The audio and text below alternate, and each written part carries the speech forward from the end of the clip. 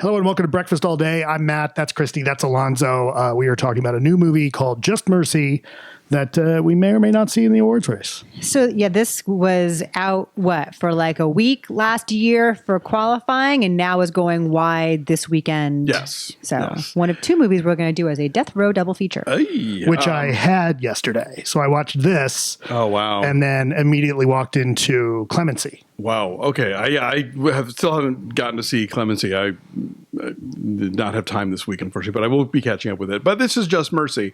Co-written and directed by Destin Daniel Cretton, who did Short-Term 12 and The Glass Castle. It is based on a true story about a real guy, Brian Stevenson, who is a Harvard-educated lawyer who decided to go to Alabama and devote himself with a federal grant to providing legal assistance to men on death row because there have been a staggering number of overturned convictions of people who wind up on death row with little to no legal assistance in their original trial, and he becomes involved with a group of prisoners, notably one played by Jamie Foxx as a guy named Johnny D. Johnny D. is what they call him. Right. His name is Walter McMillan. Right. Johnny D. Who went to prison for murdering a white woman, even though it was all based on some very sketchy testimony from other prisoners. And so, it becomes the whole process of how he's able to reopen the case and try and bring it back to trial. This movie is seeped with good intentions. Yeah. But I found it kind of dramatically inert. Mm-hmm. It feels very familiar in terms of I've seen a lot of other, not even just in general kind of crusading lawyer movies, but specifically wrongfully imprisoned people with crusading lawyer movies, Crown Heights, and there was Hurricane? The Hurricane was one, absolutely. So I'm just going to pause for a second and remark on how cliche, how easy it is to find a true story. Oh, yeah. About a crusading lawyer getting someone off of death row. Oh, no, absolutely. And right? here's the thing. It's and this is the thing where I'm totally in favor of everything this movie has to say. The death penalty should be abolished. And there are a lot of people who get railroaded by the legal system and told to plea so they don't have to go to trial. And, if you're, obviously there's two different sets of justice here in this country. If you're rich and white, if you're, not and not, see Ava DuVernay's 13th on Netflix if you haven't. I think it's a very illuminating film about this topic. Or When They See Us is also about this. Or When They See Us, for that matter. Yeah. And I think those are When They See Us is an example. There is a way to tell this story interestingly and dynamically. And this movie to me felt and I'm sure I've made this joke before in previous award seasons, made entirely of Oscar clips. Mm-hmm. Everything about this movie is so dramatically presented. People don't talk to each other. They have speeches with each other. Mm-hmm. And, the scenes that you're going to get, and they just click along in pretty much the order that you expect they're going to come in. Because it's this kind of movie about a true story, exactly where it's going. And again, there is a gift to, Apollo 13 or whatever. You make movies about real life situations that we know the results of, and you can still make that dramatic. You can still make that tense. Every time I watch 1776, I still get clenched, even though I know they're going to sign the Declaration of Independence. Right. United 93, you know how it's going to happen. Exactly, but it's how you get there. And so this movie, and I loved Short-Term 12. I thought that was a great film, and I just thought this movie was very hokey. So the thing that you say is dramatically inert, which I don't deny, I agree with you on that. I sort of appreciated the understatement of it because it would be so easy to be really over the top and really sanctimonious in the speechifying. And Michael B. Jordan, to his credit, has to do a whole lot of speechifying, but there's some understatement to it. And there's a naturalism to his delivery of some material that is inherently unnatural, right? Because a lot of it does take place in a courtroom. a lot of it does take place in, the meeting rooms at the prison. And he's got to, say the right thing at the right time every time. And it would be really easy in the hands of an actor who didn't know what he was doing to make those really cringe-inducingly melodramatic. And to his credit, there's truth. I mean, and you believe him, and it's low key, and he is doing his best to make this stirring and truthful and substantive. Tim Blake Nelson is pretty good as one of the prisoners who was crucial to helping overturn Jamie Foxx's conviction. At first, it seems like what he's doing is super mannered, and then you see the photo during the credits. They have photos of the real people who were involved in this case, and as they always do, you can set your watch by that as well. But when you see the photo of the person that Tim Blake Nelson is playing, it's like, oh, he looks exactly like him. Okay, so that thing he's doing, which is distracting, is also true to life. So, I don't blame any of the actors here. I think they're all, I think some of them are saddled with, like, Brie Larson has a really thankless role and some terrible hair. But I do like the idea, though, of Killmonger and Captain Marvel teaming up for justice in the South. Yeah, to get Electro out of jail. But I'll tell you, the performance that struck me, I think, and the leader is because from the Hulk movie, Tim Blake Nelson would have been. Or he's Looking Glass from Watchmen. Oh yeah, right. Oh yeah, there you go. Mirror guy. The performance that impressed me the most in terms of, like, not leaning into the obvious and sort of going for something a little more human, oddly enough, was Rafe Spall as the DA, who, like, could have very easily been a sort of like scenery chewing, like Southern awful thing, and he's awful, and he's Southern. He's Southern. He's like a total racist. But he knows how to, like, give that sort of oleaginous, seemingly good guy veneer to being a prick, which I think a lot of other actors would have just gone right to, like, So I thought that was an interesting performance because he's despicable, but he knows how to, like, charm it up a bit. Right. He's English doing a solid Southern accent. Oh, very much. But he, having looked into how this all went down, he has this tough role to play because that DA did ultimately support the but for practical purposes, not because he, like, had a change of heart about black people or something. Sure, but I like this. I thought Jamie Foxx was really good in this, and there's as much as there's a lot of cliche stuff going on in here, I also found, like, it's not.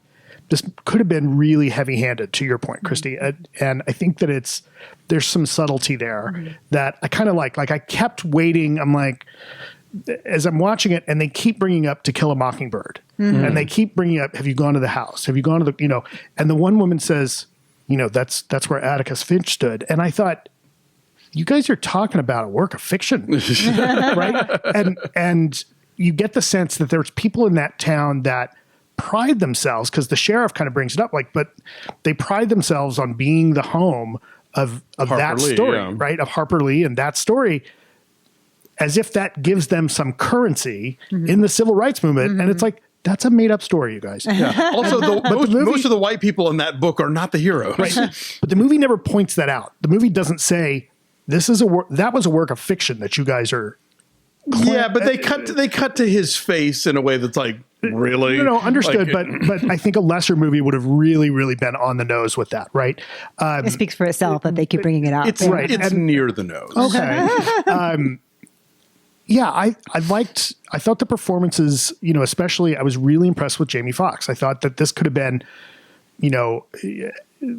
there's a stoicism that he brings to this, and I bought that was just kind of who Johnny D was, right? And I also really liked Rob Morgan as the Vietnam vet. Yes. And O'Shea Jackson. Yeah, O'Shea Jackson was good. But the guy who was playing the Vietnam vet, and you go through that whole, like, execution moment, that I was really impressed with how that went down. And, and look, like, have we seen stuff like this in Green Mile where, like, on that day, everybody's super nice to him, but there's an irony there, right? And this movie, I think, captures the kind of, it almost ends up like I started feeling like it's kind of Kafka-esque, right? With all of the stuff, because there's no, they go through Johnny D's trial and they talk about how really the conviction is just based on one person's testimony. And that's it. There's no other evidence. There's nothing.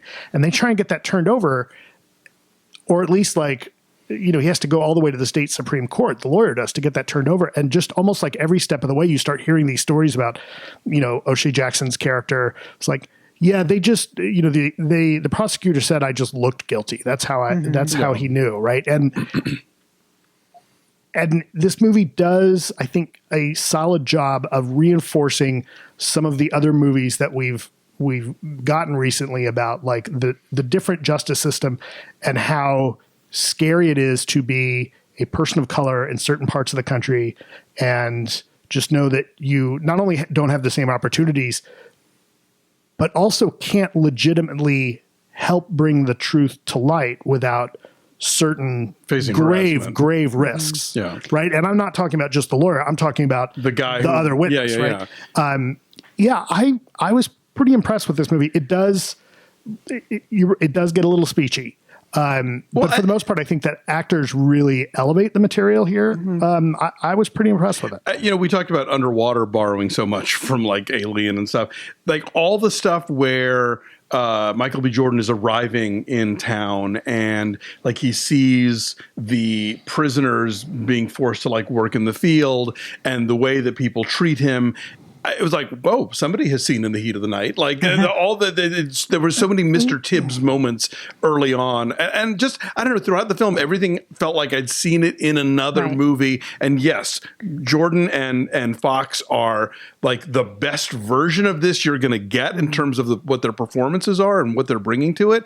But ultimately, this movie just felt like, it felt very proud of itself for telling me a thing that 10 other movies have told me. But the unfortunate part is that we still need that 11th movie today. Absolutely. That's the problem. But here's the thing, though. When it's something like, to go back to When They See Us, that's a dynamic and interesting way of telling this story. And this just feels like the same old like Sunday school recitation of fact. Yeah, see, I didn't feel like it was that heavy-handed. It's solid. I thought it was solid. I thought it was. I think it's solid. I think it's an effective courtroom drama, and leaves one at least with some, or at least almost makes you feel hopeful, and then you realize, oh God.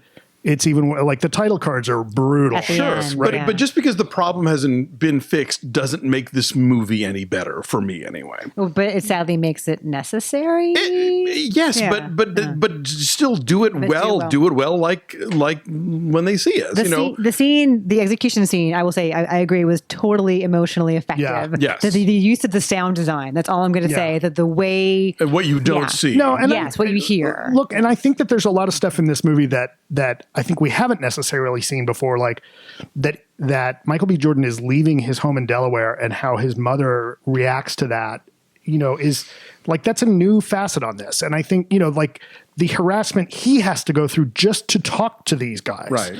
Right. Like there's new elements, or at least like, sure. I think if you have not, I think a little bit, my take on it is this is a movie for maybe people who haven't seen thousands of movies. Maybe so. Right? Because even like those scenes like the one thing that I thought was interesting about them was like, these are the kind of scenes I would expect to see in a movie about like somebody going to the South in the 60s to like fight for voting rights. And this is the 80s? It's the 80s. And they're still doing it. Well, right. That's the shocking thing. It's like, you guys were still doing this in the 80s? Yeah. Right? Unless we think otherwise. They're still doing it now. Right. Michael B. Jordan is definitely wearing a members-only jacket. Oh, yeah. When he arrives to town. That's like his spiffiest members-only jacket. I'm saying 7.5. Oh, that's what I'm saying. Okay. And Alonso. I said, what, 6.5? 6.5, yeah. 6.5, yeah. I mean, like, it is. I mean, I don't want to. This is going to sound damning to say it's competently made. Like it is. Thought has been put into this production, and again, I'm completely 100% on the side of everything it has to say. I just don't think it's a very good movie. Okay, our number's a 7.2. It's at 82% on the tomato meter, and it is going wide this weekend. Yes. Yeah. So, hey, thanks for watching. Like this video, won't you? And subscribe to our YouTube channel. Check us out at BeFastAllDay on Twitter, Instagram, and Facebook. And give us a visit at patreon.com/BeFastAllDay. It's where we talk about movie news and trailers and do TV recaps. And you guys pick out movies for us to review and all kinds of other fun stuff. So we'll be back next time with more. Thanks for watching. Bye.